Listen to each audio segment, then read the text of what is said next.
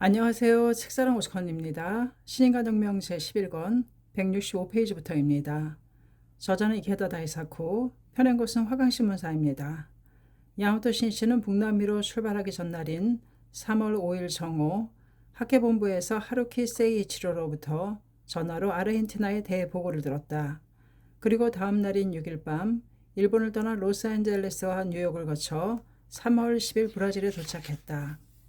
대회를 마친 아르헨티나 간부들은 회의 끝에 지부장인 시로야 다케오와 지부 부임부장인 고보리 요시에 남자부의 책임자 오키다 가지야가 브라질에 있는 야마모 대장을 방문하기로 했다.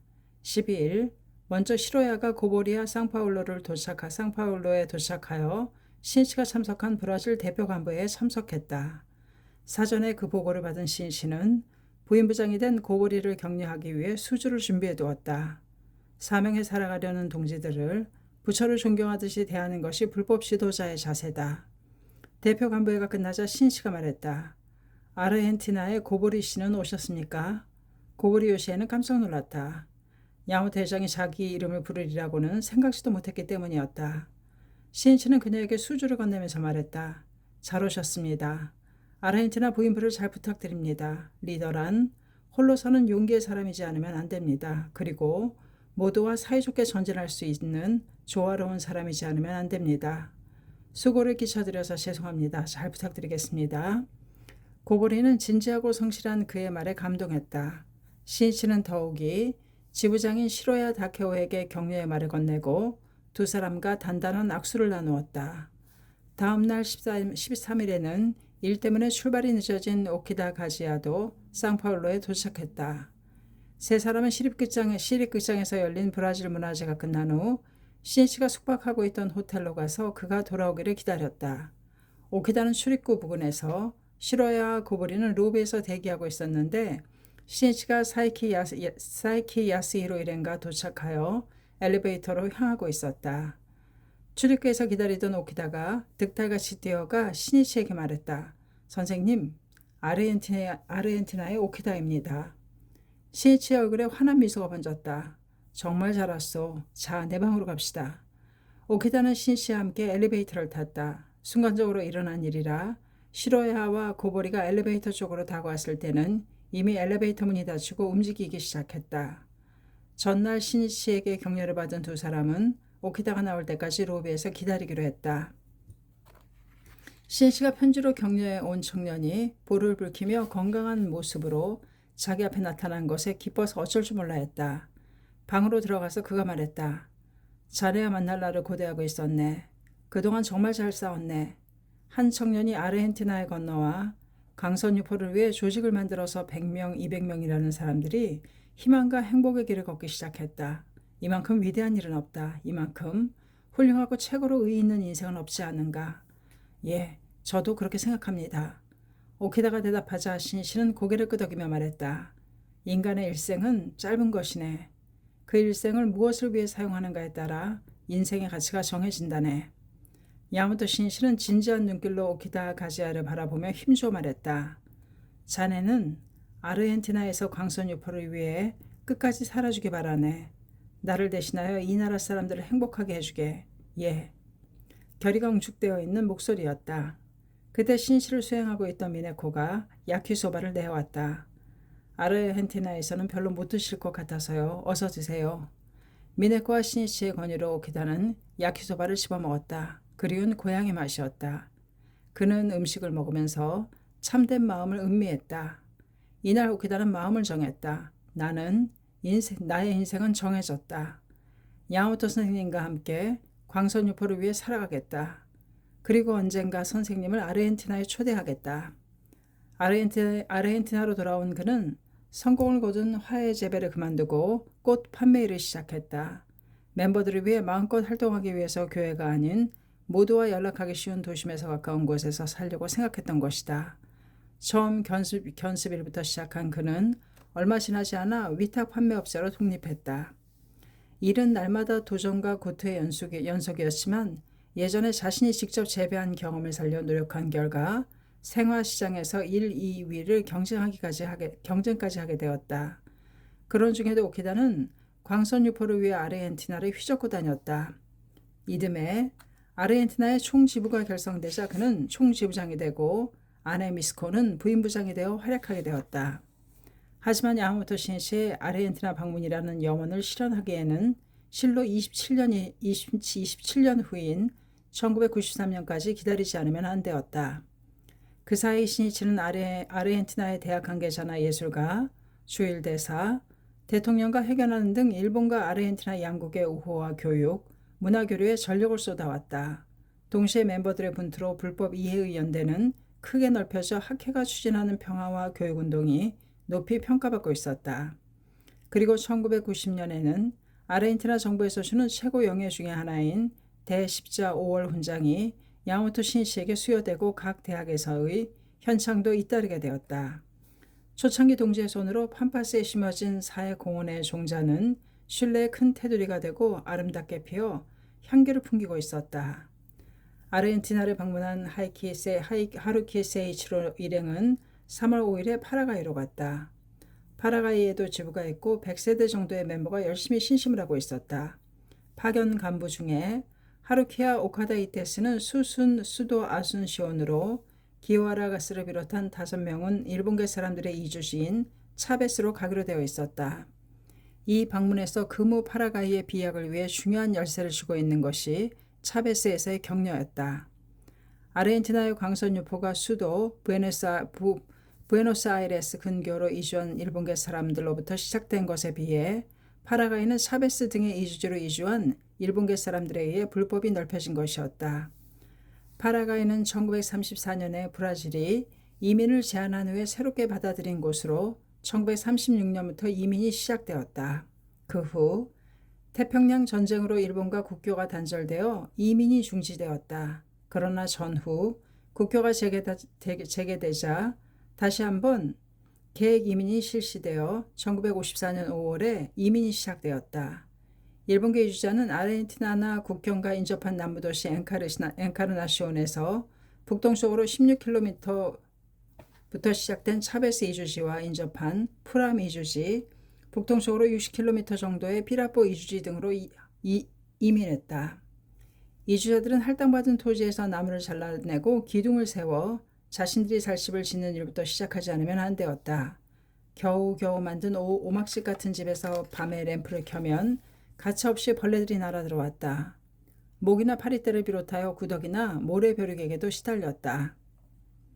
멀리 캄캄한 정글에서는 퓨마와 원숭이들이 울부짖는 소리가 들려오기도 하였다. 그 불안함과 싸우면서 이민 생활이 시작된 것이다. 이 이주민 속에서 학회원이 있었다. 1957년에 차베스로 이주하여 파라과이 지부장이 된 미야지 신시치였다.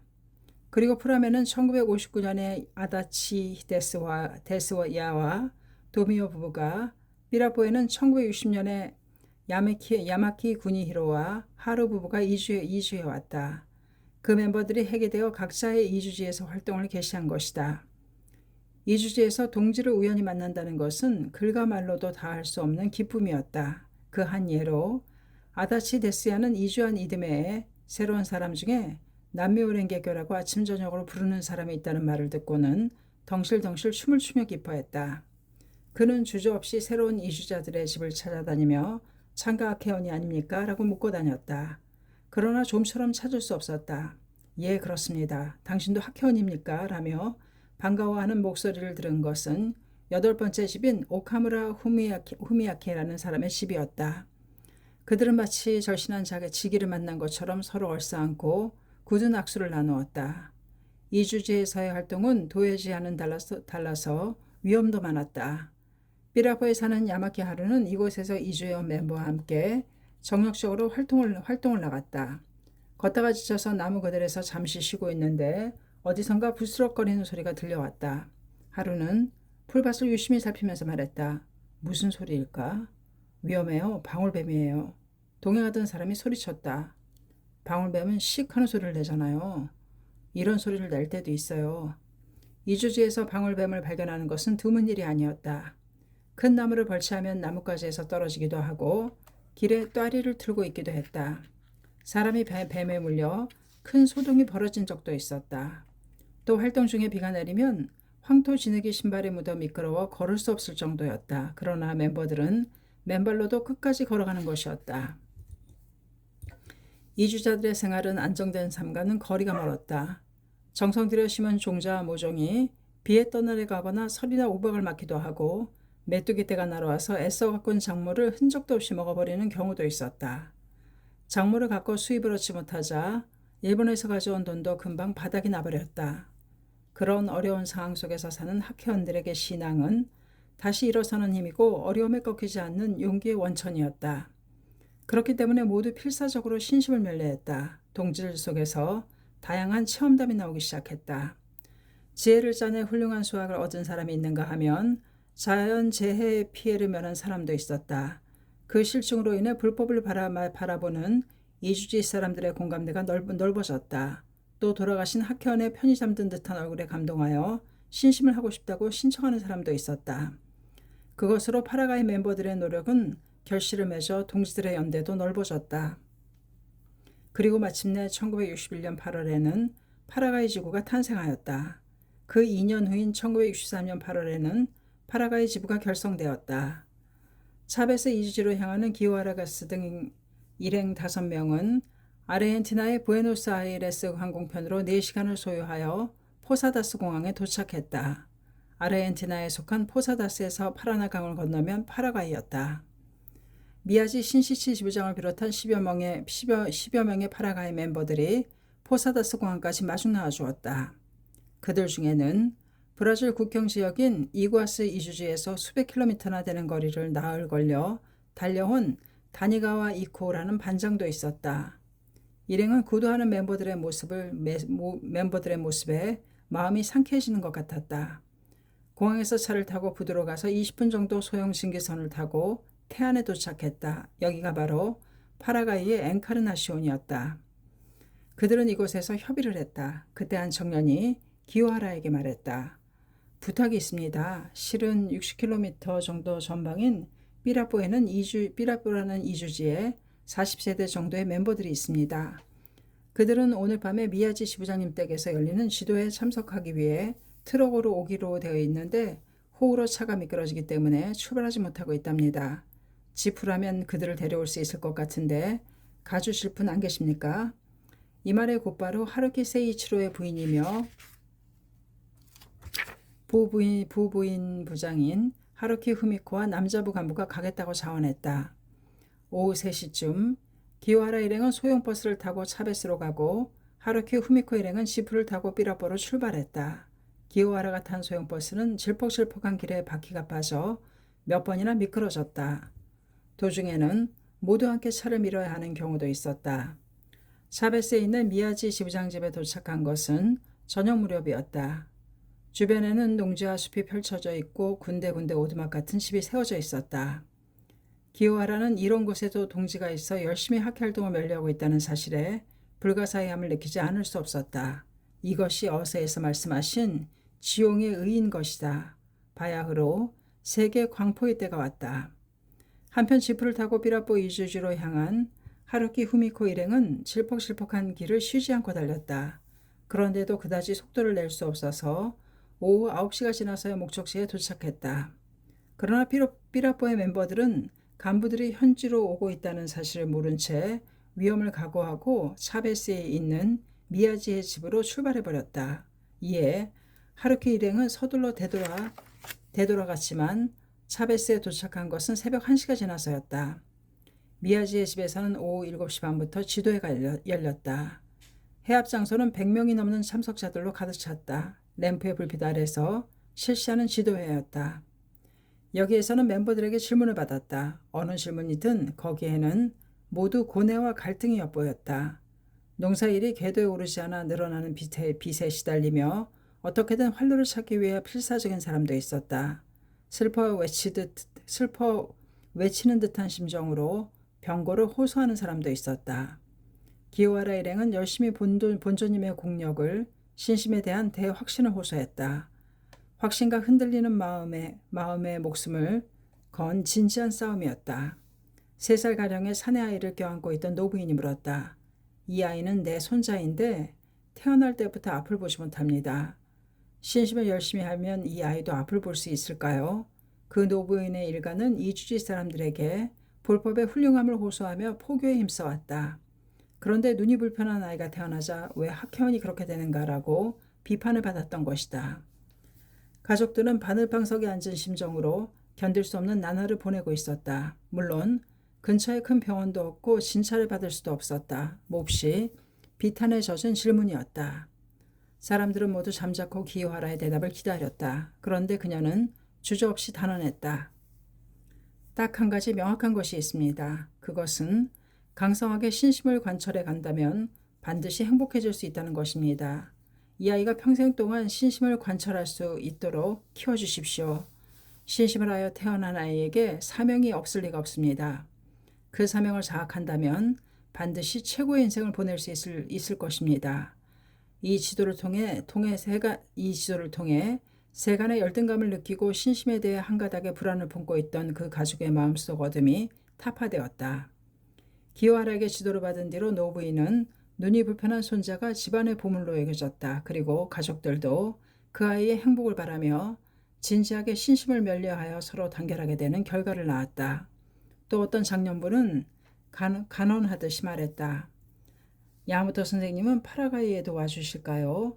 끝까지 기원하면 선생님은 반드시 오십니다. 또 저희들이 여러분의 마음을 선생님께 바로 전해드리겠습니다. 선생님을 모실 것을 목표로 분발하지 않겠습니까? 질문은 심야까지 계속되었다. 그날 밤 차베스 이외의 이주지에서 온 멤버들은 미야지의 집과 근처에 있는 동지들의 집에 나뉘어 숙박했다. 다음날 아침 전원이 함께 근행한 후에 개인 지도의 시간이 마련되었고 이어서 교학 시험이 실시되었다. 파견된 간부들이 감동한 것은 대백년화 월간지와 세교 신문이 거의 없기 때문에 거기에 게재된 어서 강의 등을 공책에 옮겨 적어 연찬하고 있었던 점이었다. 더구나 이런 악조건에도 불구하고 전원이 교학 공부를 열심히 하고 있었다. 파견 간부들은 어떠한 환경에서라도 구도하는 마음만 있으면 교학을 연찬할 수 있다는 것을 더욱 깊이 실감했다. 기요하라 일행이 차베스를 떠난 것은 3월 6일 오후 4시가 지나서였다. 흔들거리는 소형버스를 타고 나무가 우거진 숲길을 지나면서 파견 간부들은 생각했다. 만약 우리가 이런 환경에 오직 홀로 남겨졌다면 정말로 신심을 관찰할 수 있었을까? 모두에게 지도는 했지만 정작 배워야 할 사람은 우리가 아닌가? 신심이란 처지와 역직으로 결정되는 것이 아니다. 광선유포를 위해 어떤 싸움을 일으키고 실제로 무엇을 해냈는가이다. 또 세계 어디라도 지금 자신이 있는 곳이 광선유포의 전쟁터이고 최고의 불도 수행을 위한 도량인 동시에 그곳이 상적강토가 된다. 멤버들과 야마모토 신이시의 염원이 이루어져 그가 파라과이 방문을 실현한 것은 1993년의 일이었다. 그것은 명화처럼 영원히 빛나는 감동적인 만남이 되었다. 이 만남에서 신씨는 대통령을 포함한 고위관리들과 회견을 하였고 파라과이 정부는 신씨의 세계 평화를 위한 공헌을 칭송하여 국가공로대회 십자훈장을 수여했다. 3월 16일 아침 페루의 수도 리마에서 야마모토 신이치와 헤어져 볼리비아로 향한 이사장 이즈미다 히로시와 총무 하루키 세이치로 등 5명은 낮 12시 반이 지나서 볼리비아의 실질적인 수도 라파스에 도착했다. 세계에서 가장 높은 곳에 있는 수도로 알려진 라파스는 해발 약 3,700m의 고원에 위치한 도시였다. 후지산과 비슷한 높이의 도시가 세워져 있는 것이다. 라파스에 있는 일본계 사람 집에서 가정교사로 더부살이하는 다케하라 마사에라는 여자 부원과 철물점에서 일하는 그녀의 남동생 가스마가 공항에 나와 있었다. 마사에는 21살이고 가스미는 19살이었다. 지부가 결성되어 있는 볼리비아에는 100세대에 가까운 멤버가 있었지만 대부분이 산타크루즈 주변의 산후안이라는 이주지 등에서 살고 있었다. 라파스에는 단지 4~5명의 멤버가 있을 뿐이었다. 젊은 다케하라 남매가 라파스의 중심이 되어 활동에 밀려오고 있었던 것이다. 이즈미다 일행은 두 사람을 호텔로 불러 함께 근행을 한 뒤 전혼을 기울여 격려했다. 지금 눈앞에 있는 한 사람을 격려하여 육성한다. 그것이 바로 신씨의 지도였기 때문이다. 다케하라 남매는 가족과 함께 5년 전에 볼리비아로 이민을 왔다. 다른 가족들은 산호안에서 살고 있었다. 하루키 세이치로를 제외한 파견 간부들은 라파스에 온 것이 처음이라 고온지대의 낮은 기압과 산소 부족에 당황했다. 귀가 울리고 계단을 오르거나 조금 뛰기라도 하면 심장이 두근거리고 현기증이 났다. 세계는 참 넓구나. 이런 곳도 있다니. 일본의 기준으로 세계를 생각하는 것은 잘못이구나. 이즈미다는 이렇게 실감하고 있었다. 일행은 다음 날인 17일 아침 항공편으로 라파스에서 코차반바를 경유하여 산타크루즈로 갔다. 산타크루즈에 도착하니 공항 건물 안에서 빨간 옷을 입은 16명의 고적대가 연주를 펼치고 있었다. 꽤나 떠들썩한 환영이군요. 대통령이라도 오는 걸까요? 이즈미다가 말하자 하루키가 정색을 하며 말했다. 저곡은 위풍당당의 노래입니다. 그 말에 이즈미다는 귀를 기울였다. 정말 그렇군요. 우리를 환영하기 위한 학회의 고적대인가? 그렇지만 주변의 상황을 고려하지 않으면 곤란할 텐데요.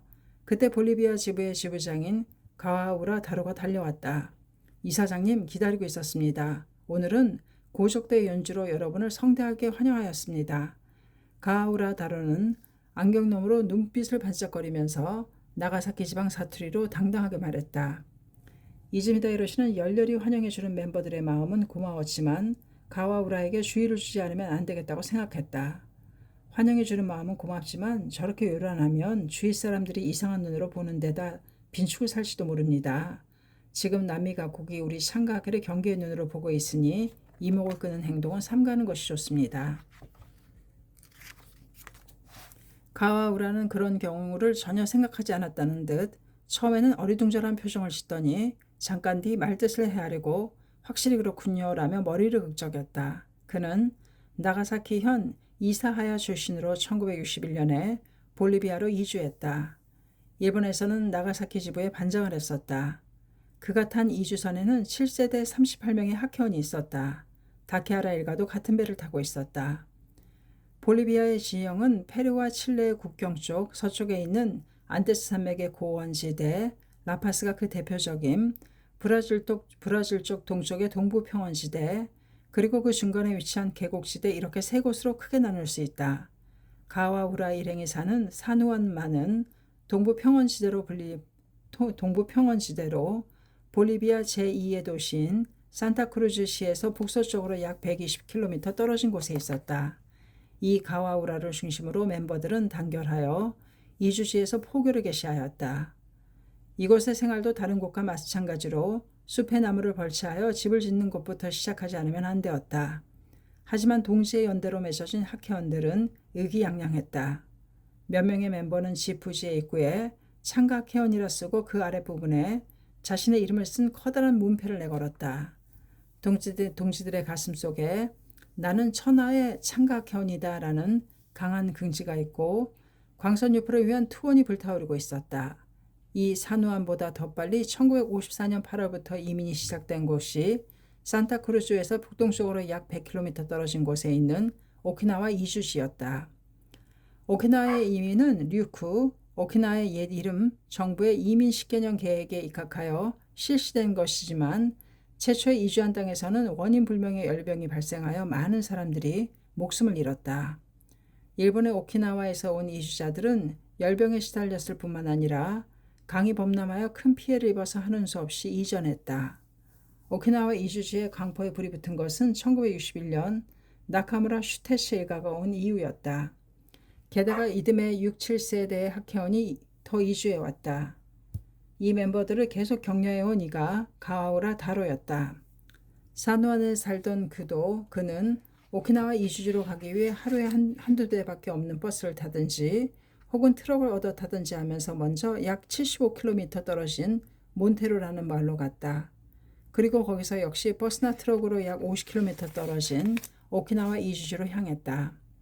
그러나 비로 기가 질퍽해지면 중간까지밖에 갈 수 없었기 때문에 몇 시간 동안 산속을 걷는 경우도 있었다. 또 이주지 내에서도 멤버들의 집과 집이 3, 40km나 떨어져 있어서 마차를 사용하지 못하면 도보로 이동하는 수밖에 없었다. 그는 오키나와 이주지에 갈 때 이를 매듭짓기까지 2, 3일 정도 걸릴 것을 각오하고 가방에 갈아입을 옷을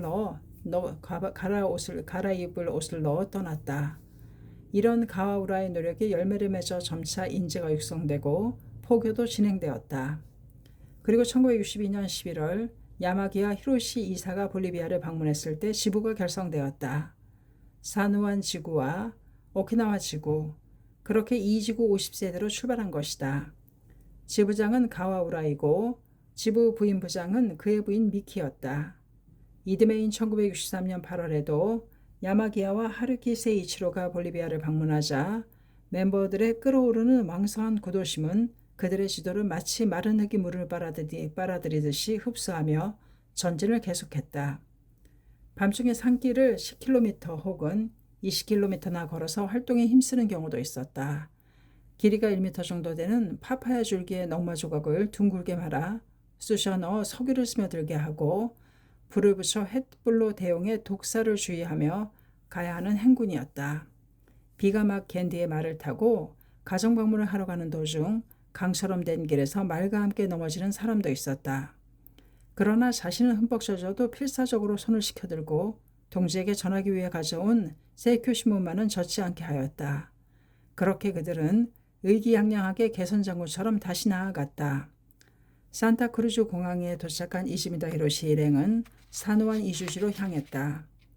공항에서 그곳까지는 차로 3시간 반 정도 걸리는 거리였다. 거기에 있는 가와우라 다로의 집에서 볼리비아 지부대회 등 여러 행사를 하기로 예정되어 있었다. 가와우라의 집은 여느 이주자들의 집과 마찬가지로 자신이 직접 지은 것이었다. 천장도 없이 대들보가 노출된 마루방은 다다미 40-50장 정도의 넓이였다. 활동장소로 사용하고자 일부러 넓게 집을 지은 것이었다. 일행이 도착했을 때는 이미 100여 명의 멤버가 모여 있었다. 오후 5시가 지나서 지부대회가 시작되었다. 거의 대부분이 일본계 사람들이었다. 그들은 모두 기쁜 얼굴로 힘차게 학회가를 합창했다. 체험단 발표와 볼리비아 지부의 부임부장, 지부장 인사, 그리고 파견 간부들의 인사로 이어졌다. 파견 간부들은 자신들의 지도 한마디 한마디에 고개를 끄덕이면서 때로는 눈물까지 글썽이며 귀를 기울이는 멤버들의 모습에 숙연해지는 듯한 심정이었다. 대회가 끝난 후에는 교학시험과 병행하여 조직 정비에 관한 협의를 하고 시험이 끝난 후에는 새로운 조직의 포진이 발표되었다. 볼리비아 지부는 그동안에 2개 지구에서 이제 4개 지구가 되고 지부의 남자부와 여자부의 책임자도 탄생했다. 예정된 행사가 끝나자 자연스럽게 파견 간부들을 둘러싼 간담회가 되었다. 먼 이주지에서 온 멤버는 근처에 있는 동지의 집에서 나뉘어 숙박할 예정이기 때문에 돌아갈 시간은 걱정하지 않아도 되었다. 평소 괴로워하던 문제들을 이 기회를 통해 상담하고자 모두는 진지했다. 지도를 받을 사람은 끝이 없었다. 인생의 고뇌를 깨트려 줄 힘을 줄 수 있을까? 희망을, 용기를, 그리고 확신을 줄 수 있을까? 그런 마음으로 파견 간부는 열심히 지도에 임했다. 자신의 생명을 쥐어짜지 않고서는 철마저 녹이는 불같은 정열이 없고서는 사람의 마음을 뒤흔들 수 없기 때문이었다. 실로 창각회의 강함은 간부들이 항상 한 사람 한 사람의 동지와 만나서 지도와 격려와 촉발에 온 심혈을 기울여 온 것에 있었다. 파견 간부들은 새벽녘 무렵에야 모기장이 쳐진 잠자리에 들 수 있었다. 이즈미다 일행의 방문으로 볼리비아 동지들의 마음에는 희망의 종자가 심어지고 미래를 향해 크게 비약하는 활력이 생겨났다.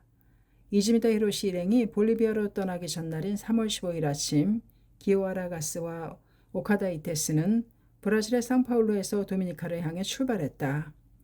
도미니카는 카리브해에 있는 서인도 제대 가운데 히스파니올라 섬에 있는 공화국이다. 전후 중남미로 이민한 일본인 중에서 가장 비참한 상황에 직면한 사람들은 이 도미니카로 건너간 사람들이었다. 도미니카 이민은 1956년부터 국가 정책으로 실시했지만 이 나라가 사람들의 주목을 끈 것은 제시된 조건이 대단히 좋았기 때문이었다. 도미니카에서는 이주자에게 300타레아의 토지를 무상으로 양도하고 집도 준비되어 있다. 지급할 수 있을 때까지 성인 한 사람당 1일 60센트의 생활보조금을 지급한다는 것이었다. 1일에 60센트의 보조금이면 한 달에 18달러나 되었다.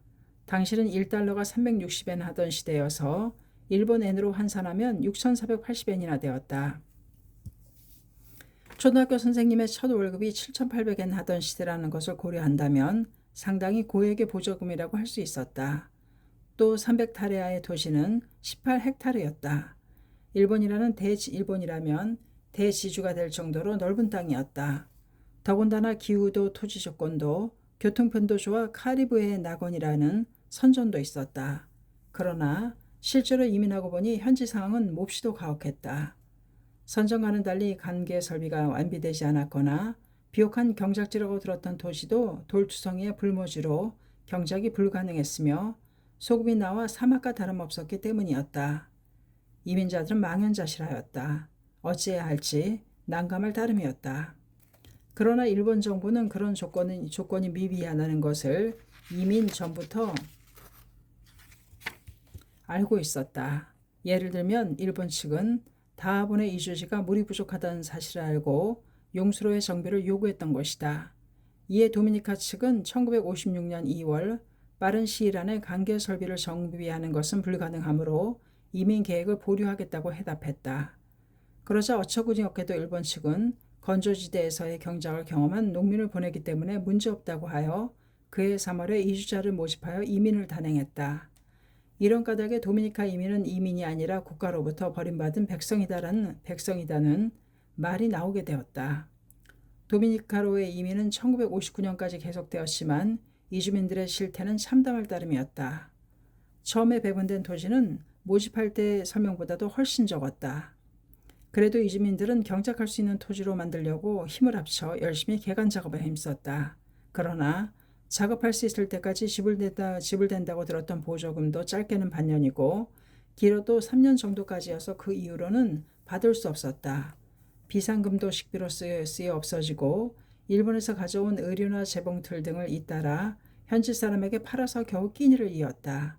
마침내는 팔 물건마저 없어서 정글 속에서 바나나나 오렌지를 따서 그날의 공복을 참고 견디는 사람도 있었다. 이주민들은 이민 도입 계획을 추진한 해협연 일본 해외협회연합회 약칭과 일본 대사관 이민 알선 업체 관계자에게도 항의했다. 그러나 어느 곳이든 들은 척도 안 했다. 토지가 자갈투성이라 농작물 등이 자라지 않는다고 눈물을 흘리며 호소하면 돌은 3년이 되면 부서져서 비료가 된다고 태연하게 대응하는 무책임한 자도 있었다. 1960년 10월 이주민들은 일본의 외무장관에게 이주지의 실종을 호소하고 도움을 구하는 탄원서를 보냈다. 하지만 그 탄원서도 제대로 전달되지 못하고 중간에서 사라져버린 것 같았다. 이 이주자들의 비통한 현실을 처음으로 포착하고 재빨리 행동으로 옮긴 사람들은 학회원인 의원들이었다. 이주자들은 굶어 죽기 직전입니다. 2년 전부터 필사적으로 귀국 촉진운동을 일으키고 있습니다만 아무도 구원의 손길을 주지 않았습니다. 1961년 4월 어머니가 도미니카의 네이바로 이민했다는 여성의 호소를 들은 학회원인 참의원 의원은 문제의 중대함을 느꼈다. 곧바로 조사를 시작하는 한편 외무부의 현지 조사의 실시를 강력하게 제기했다. 또 같은 해 5월 30일 참의원 외무위원회에서 이 이민 문제를 들고 책임을 추궁하자 일본 정부는 도미니카의 이주지 가운데 3분의 1이 농경지로 적합하지 않은 토지라는 사실을 인정했다. 그리고는 이민 간 사람들을 국비로 고국에 귀환시키는 등의 대책을 세웠다. 귀환은 같은 해 10월부터 이듬해까지 수차례에 걸쳐 실시되어 이민 갔던 249가족 1319명 중에 133가족 611명이 귀국했다. 도미니카로 이민 간 사람 중에는 일본으로 돌아오지 않고 브라질이나 아르헨티나 등 남미의 다른 나라로 재차 이민을 가는 사람이 있는가 하면 그냥 도미니카에 눌러 살기로 한 사람도 있었다. 그들 중 대다수는 설사 어떤 사태가 되더라도 이제 와서 일본으로 뻔뻔스럽게 돌아갈 수는 없다고 생각했던 것이다. 그들은 모두 일본의 모든 것을 처분하고 도미니카로 건너왔던 것이다. 도미니카에 남은 사람 중에 무라키 히로토라는 남자가 있었다. 그는 1957년에 아내와 처갓집 식구를 포함한 6명과 함께 야마구치현에서 이민했다. 집도 밭도 가재도구도 팔 수 있는 것은 모조리 처분하고 도미니카에 뼈를 묻을 각오로 온 것이다. 그는 300타레아, 즉 18헥타르라는 광대한 토지를 무상으로 양도받는 점에서 말할 수 없는 좋은 매력을 느꼈다. 그것은 그가 살던 마을 전체에 필적하는 넓이였던 것이다. 그것이 전부 자신의 소유가 된다는 생각에 꿈에 부풀었다. 이주지는 수도 산도밍고에서 북서쪽으로 약 330km 지점에 있는 아이티와 국경에 가까운 다하봉이었다. 그러나 그가 실제로 받은 토지는 60타레아였고 더구나 이민 지휘 촌락에서 5km 이상 떨어진 황토의 황무지였다. 무라키는 토지를 경작하기 시작했지만 태양이 내리쬐어 메마른 황토는 돌처럼 단단했다. 그는 마치 그들의 이민을 거부하기라도 하듯이 괭이 날이 세게 튕겨나갔다. 어떻게 해서든지 경작하여 밭으로 사용할 수 있게 된 것은 배분된 토지의 3분의 1인 20타레아였다. 그 땅에 일본에서 가져온 채소 씨앗 등을 뿌렸지만 전혀 자라지 않았다. 더위와 물 부족이 원인이었다. 토마토 모종을 받아 심을 때만 조금 수확이 있었다. 여하튼 물이 부족했다. 밤마다 취두 시간이 정해져 있어서 물을 보낸다는 연락이 있는 날에는 자지 않고 기다려야 했다. 어느 날 취두 시간이 되었는데도 물이 들어오지 않았다. 수로를 찾아 더듬어 올라가 보니 상류에 있는 밭주인이 자신의 밭으로 연결된 수문을 열어서 물을 빼돌리고 있었다. 실로 아전인수격이었다. 모두가 죽느냐 사느냐 하는 상황이라 약속을 지키거나 다른 사람을 생각하는 여유 등은 이미 잃고 있었던 것이다. 무라키는 불모진 황토 땅처럼 거칠대로 거칠어진 동포의 마음이 더덥게 느껴졌다. 물 다툼으로 형제나 친척 사이에 맞붙어 싸우는 일도 드물지 않았다. 무라키의 집은 일본에서 가져온 쌀도 바닥이 드러났다. 굶어 죽는 날을 기다리는 듯한 생활이었다. 그에게는 1957년 9월과 1959년 7월 도미니카에서 태어난 두 딸이 있었다. 잠든 두 딸의 천진난만한 얼굴을 보니 가슴을 짓누르는 듯한 심정이었다. 그는 활로를 개척하고자 필사적으로 노력했다. 곰곰이 생각한 끝에 배분된 토지 옆으로 작은 양철 지붕의 오두막집을 지어 식료품 가게를 열었다. 아내, 장모, 처제 등 여성들 순이 많으므로 가게를 하는 편이 효과적으로 수입을 얻을 수 있다고 생각했던 것이다. 그는 마차를 타고 가서 쌀과 소금, 청량음료 등을 매입하여 가게에서 팔았다. 이것으로 그럭저럭 굶주림을 견뎌냈지만 손님들이 밭 근처에 사는 현지 사람들이어서 장사에는 한계가 있었다. 그런 어려운 상황에서 먼저 이주한 처형이 출산하다가 사망했다. 의료시설만 갖추어져 있었다면 목숨을 잃지 않았을 것이었다. 무라키는 희망이 없는 생활을 지속하는 것을 더는 견딜 수 없었다. 일본인 이주자들은 속속 귀국하기 시작했다. 시리 속에서 그는 일본에 있는 어머니에게 돌아갈까 생각한다는 내용의 상담 편지를 보냈다. 무라키는 일본을 떠날 때 어머니에게 말했다. 10년 후에 반드시 크게 성공한 모습을 보여드리러 올 테니 기다려 주십시오. 그래서 더욱 괴로운 심정으로 적은 편지였다. 이윽고 어머니에게서 답장이 왔다. 연필로 적은 서투른 글씨였다. 편지는 창각해 입회했다는 내용이었다. 본주님에게는 힘이 있단다. 남묘호랭개교라고 부르면 반드시 행복해질 수 있단다. 너도 제목을 부르며 힘을 내거라. 무라키는 처음에 종교를 믿어 생활이 좋아질 리가 없다고 생각했지만 편지를 다시 읽은 사이에 내 자식의 행복을 바라는 어머니의 진심을 가슴속 깊이 느꼈다. 또 당시 상황에서 그에게는 따로 어떻게 할 수 있는 방법도 없었다. 무라키는 제목을 불러보았다. 20분, 30분. 제목을 부르고 있으니 신기하게도 마음이 가벼워졌다. 뭔가 보람을 느낀 무라키는 나도 이 신심을 해보자고 생각했다. 1962년의 일이었다. 그가 근행을 시작하자 가족 중에 위장이 나쁜 장모님이 동참하여 제목을 부르기 시작했다. 그러나 장모님의 위장은 통증이 가라앉기는커녕 더욱더 심해졌다.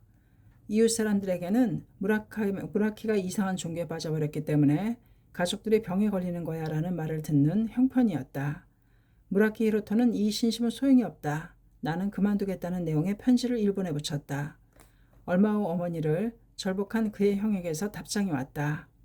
그것은 오랫동안 사용하지 않았던 수도관에 물을 흘려보내면 녹이나 더러워진 것이 씻겨 내려가 처음에는 흐려진 더러운 물이 나오는 것과 같은 것이다. 꿋꿋하게 열심히 하면 반드시 좋아진다는 설명이 쓰여 있었다. 그 말에 따라 무라키는 신심을 그만두지 않고 기원을 계속했다. 그러자 신기하게도 장모님의 위장 통증이 차츰 완화되었고 그 뒤로 가족 모두가 신심을 열심히 하게 되었다. 어느 날 도미니카인 신사가 가게에 와서 주스를 샀다. 다하본에서 30km쯤 떨어진 곳에 있는 시의 시장이었다. 시장은 스페인어로 말을 걸었다. 자네 집에서 벼 모종을 재배해보지 않겠는가? 우리 시의 땅에는 염분이 많이 포함되어 있어서 모종이 자라지 않는다네. 그래서 지금 다른 곳에서 모종을 사서 벼농사를 짓고 있는데 자네 생각은 어떤가? 더듬거리는 스페인어로 무라키가 대답했다. 이곳에는 물이 없어서 아무것도 자랄 수 없습니다. 조금이라도 물이 있으면 모종 정도는 만들 수 있습니다만. 그러자 시장은 자신 있게 말했다. 물이라면 내가 어떻게든 해보겠네. 시장은 다하본의 물관리관과 교섭하여 즉시 무라키가 있는 곳으로 원하는 만큼의 물을 보내는 우대 조치를 취해 주었다. 그 물로 논을 일고 벽실을 뿌렸다. 기온이 높기 때문에 1년에 수차례 모종을 만들 수 있었다. 현지 사람들을 12명이나 고용한 큰 작업이었다. 이리하여 비교적 많은 수입을 얻을 수 있었다. 초신의 공덕이었다. 이 1962년 말에 200km 정도 떨어진 논농사 지대인 코치라는 고장으로 옮겨 그곳에서 식료품 가게를 열었다. 나는 이 나라에서 승리자가 되고야 말겠다. 그리고 신심의 실증을 나타내자. 그는 열심히 제목을 부르며 어떻게 하면 장사가 궤도에 오를지를 생각했다. 그러다가 문득 쌀로 쌀과자를 만들고 있던 사람이 생각나서 그 사람에게 제조법을 배우고 제조 판매를 시작했다. 가만히 기다려서는 손님이 찾아오지 않았기 때문에 자전거로 팔러 다녔다. 그러나 무라키 히로토가 사는 마을 사람들은 쌀과자를 먹어본 적이 없어서 좀처럼 사지 않았다. 그래서 그는 먹어보시고 맛있으면 다음에 올 때 사세요 라고 말하고 무료로 놓고 왔다. 이것이 효력을 발휘하여 쌀과자가 팔리기 시작했고 단실 내에 매우 유명해졌다. 이것으로 무라키는 또다시 신심의 힘을 실감했다. 그러던 어느 날 일본인 조합이 운영하는 정미소에 가서 일본인 이주자인 청년이 결핵으로 산토 도밍고 병원에 입원했다는 이야기를 들었다. 성실하고 인정 많은 무라키는 그 청년이 가엾다는 생각이 들어서 신심을 가르쳐 주려고 병원을 방문했다. 직접 만나 신심을 설명하자 청년이 말했다. 우리 아버지도 창가학회에 들어갔어요. 청년의 아버지는 나카오 가니치이며 코치에게 100수십 킬로미터 떨어진 콘스탄사 이주지에서 살고 있다고 했다. 다음날 그는 합승 택시를 번갈아 타고 나카오의 집을 방문했다. 낯선 땅에서 처음으로 만나는 학회원이었다. 나카오는 수염을 기른 50대 후반으로 성격이 밝은 사람이었다. 1955년 후쿠오카에서 입신하여 이듬해 도미니카에 건너온 뒤로도 근행만은 계속하고 있었다. 이렇게 무라키와 나카오가 대면함으로써 두 톱니바퀴가 맞불려 도미니카 광선유포의 해전이 시작되었다. 스페인어를 잘 모르던 그들은 먼저 일본인 이주자 모두에게 신심을 가르치자고 결의했다. 무라키는 자동차 운전면허가 없었기 때문에 열심히 일하고 운전사가 딸린 차를 빌려 아내 이소코와 함께 매달 며칠씩 거리는 포교를 하러 나갔다. 이주지에서 고생을 거듭해온 일본 사람들은 장사가 순조롭게 궤도에 오르는 무라키의 모습에서 신심의 힘을 느껴 잇따라 멤버가 되었다. 이주자들 중에는 자신의 부르는 한탄만 하는 사람도 적지 않았다. 그렇지만 그 가운데에서도 신심의 눈을 뜬 사람들은 새로운 인생의 의의를 자각했다. 우리들에게는 불법으로 이곳 도미니카 사람들을 행복하게 만들 사명이 있다. 그 사명을 다하기 위해서 나 자신이 인생의 승리자가 되지 않으면 무슨 일이 있어도 지지 않겠다. 행복도 불행도 일체는 인간의 일념으로 정해지는 법이다. 그리고 무라키 외에 몇몇 사람들에 의해 120세대 정도 되는 일본인 이주자 중 4분의 1에 해당하는 약 30세대가 신심을 시작했다. 3월 15일 아침 상파울루를 출발한 기요하라 가스와 오카다 이테스는 당일은 카리브해에 있는 푸에르토리코 섬 산후안에서 머물고 다음 날인 16일 아침에 도미니카 공화국의 수도 산토 도밍고에 도착했다. 일본 간부가 도미니카를 방문한 것은 처음이었다. 교통편이 불편한 가운데 100km 이상이나 떨어진 이 주지에서 14~15명의 사람이 구도심으로 눈을 빛내면서 공항에 모여들었다. 기요하라 일행은 그 가운데 중심다인 무라키 히로토, 나카오 가니시 등의 대표와 숙소인 호텔에서 조직을 어떻게 할지에 대해 검토했다. 기요하라 오카다가 상파울로를 떠나기 전날 야마토 신시는 말했다. 만일 도미니카의 여러분이 찬성한다면 지부를 결성하는 게 어떻겠는가? 모두 고생에 고생을 거듭하여 열심히 싸워왔다. 가장 고생한 사람이 가장 행복해질 권리가 있다. 지부 결성은 그것을 위한 출범이지. 오카다가 이 말을 전하자 무라키 일행은 선생님은 우리들을 걱정하고 계시군요 라며 눈물을 글썽였다. 지부 결성은 도미니카 멤버들의 염원이어서 모두 대찬성이었다. 즉시 지부 결성을 검토하는 작업에 들어가 지부명은 도미니카 지부로 하고 무라키보다 연장자인데다가 입회도 빠른 나카오가 지부장이 되었다. 그리고 무라키의 아내 이소코가 지부 부임부장을 맡게 되었다. 또 일본이 이주지를 중심으로 히마, 콘스탄사, 다하본 이렇게 세 지구가 탄생했고 무라키는 히마 지구의 지구장으로 결정되었다.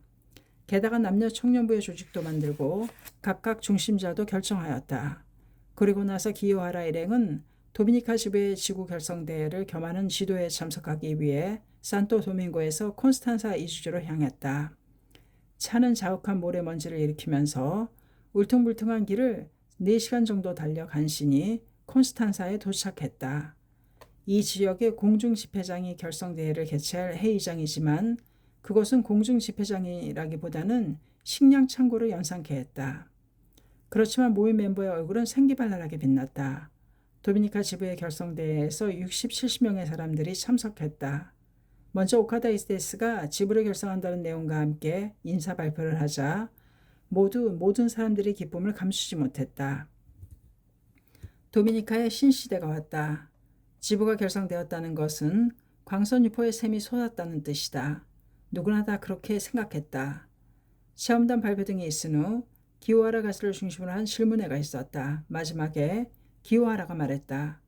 여러분의 손으로, 여러분의 힘으로 도미니카를 행복의 낙원으로 만들어 주십시오. 그리고 선생님, 도미니카의 광포를 봐주세요 라고 자신있게 말할 수 있는 훌륭한 역사를 남기고 야마모토 선생님을 맞이하지 않겠습니까? 이렇게 호소하자 큰 박수가 터져 나왔다. 지부 결성대회가 끝난 후 한 부인부가 다가와서 기요하라의 손을 꼭 잡고 말했다. 방금 하신 말씀으로 도미니카의 목표가 세워졌습니다. 저희들은 몇 년, 몇십 년이 걸리더라도 야마모토 선생님을 이 도미니카로 반드시 모시겠습니다. 그리고 나서 참가자가 다 함께 기념 촬영을 했다. 기요하라는 도미니카 멤버들과 이야기를 나누고는 그 신심의 순수함에 놀라움을 감추지 못했다. 불평이나 불만 또는 원지라는 듯한 이야기는 전혀 없었다. 일본에서 간부가 와서 지도를 하고 있는 것도 아닌데 멤버 모두에게 왜 이토록 강하고 상쾌한 신앙의 자세가 바로 서 있는지 그녀는 의문이었다. 그러나 이야기를 하는 사이에 그 그늘에는 멀리서나마 멤버들을 계속 격려해온 일본에 사는 한 부인이 있다는 사실을 알게 되었다. 도쿄 신주쿠구에서 반장을 맡고 있는 다도코로 기쿠라는 사람이었다. 그녀는 도미니카에 와본 적도 특별히 도미니카와 깊은 관계가 있는 것도 아니었다. 단지 나카오 가니치의 남동생이 다도코로와 같은 소속이고 이것저것 신세를 졌기에 나카오가 인사차 그녀 집에 간 적이 있었다. 그 후에 다도코로는 나카오가 도미니카로 이민 갔다는 말을 듣고는 그가 새로운 천지에서 활약할 수 있도록 깊이 기원해왔다. 1964년 나카오한테서 그녀에게 편지가 왔다. 나카오한테서 그녀에게 편지가 왔다. 거기에는 무라키 히로토와 둘이서 활약을 개시하여 새 멤버도 잇따라 탄생하고 있다는 내용이 적혀 있었다. 다도코로는 세계 광포를 위해 싸우는 동지를 어떻게 해서라도 응원하고 싶은 생각이 들었다. 그래서 즉시 답장을 쓰고 수주와 근행요션 그리고 세이쿄 신문과 대백년화 등 학교 출판물을 싸 보냈다. 현지 멤버들에게 그것은 보물과도 같은 선물이었다. 전원이 세이쿄 신문과 대백년화를 돌려가며 읽었다. 모든 멤버들은 어서의 어문을 비롯하여 야마모토 회장의 지도 등 중요하다고 생각한 부분은 모두 공책에 옮겨 적었다. 다도코로 기쿠는 도미니카의 멤버들을 위해서 그 후로도 신문이나 잡지 등 학회 출판물을 계속해서 보냈다. 도미니카에는 간부가 없었으므로 멤버들은 전혀 안면이 없는데도 불구하고 무슨 일이 있으면 더욱 그녀에게 편지로 상담하게 되었다. 다도코로는 문제에 따라서는 학회 본부에 문의하는 등 하나하나에 성실하게 열심히 대응하여 격려의 편지를 썼다. 그녀가 보낸 편지는 한 달에 10통을 넘은 적도 있었다. 더구나 계절마다 벚꽃과 복숭아 등의 꽃을 납작하게 말려서 동봉하기도 했다. 조금이라도 멤버 모두의 마음이 온화해졌으면 하는 배려에서였다. 그 편지는 멤버들의 마음에 큰 지주가 되었다. 멤버들은 다도코로가 도미니카 강포의 어머니라는 생각을 품게 되었다. 남이 시켜서 시작한 것이 아니었다. 보수나 대가를 바라고 한 행동도 아니었다. 동지를 생각하고 세계 광선 유포를 바라기 때문에 자기 스스로 시작한 헌신이었다. 이러한 격려에 의해서 맺어진 연대가 땅속 줄기처럼 삥 둘러쳐져 벗과 벗의 마음을 연결하고 있었기 때문에 바로 세계 강포에 흔들리지 않는 기반이 구축된 것이었다. 어쨌든 이 지부 결성으로 카리브의 보석 도미니카에 아침 해가 떠오르고 희망의 행진이 시작되었다. 야마토 신시의 도미니카 공화국 방문이라는 동지들의 염원이 실현된 것은 그로부터 21년 후인 1987년이었다. 이것은 그의 해외 방문 가운데 40개국제라는 기념할 만한 방문이 되었다. 이때 신시는 호아킨 발라게르 대통령과 회견하고 더욱이 크리스토발 콜른 대십자훈장을 받은 이외에 산토도밍고 자치대학교에서 명예교수 칭호를 받았다. 그것은 신시아 멤버들이 도미니카 사회에서 커다란 신뢰를 차지했음을 보여주는 최고의 증명이었다. 1966년부터 중남미 각국에서 광선유포의 본격적인 개간이 시작되었다고 할 수 있다. 그렇지만 그 작업은 돌투성이의 대지를 경작하여 밭을 만들어내는 그러한 고투의 연속이었다. 헛수고로 여겨져 허무함을 느끼는 경우도 틀림없이 있었을 것이다. 몇 번이나 분한 눈물을 흘린 적도 있었을 것이다. 그러나 어느 나라든 모든 벗들이 훌륭하게 끝까지 싸워주었다. 지금 창가의 승리의 깃발은 이곳저곳에서 자랑스럽게 펄럭이며 영광의 무지개가 뜨는 21세기 개막의 순간을 기다리고 있다. 신의간혁명 제11권 208페이지까지였습니다. 감사합니다. 책사랑 오스컨이었습니다.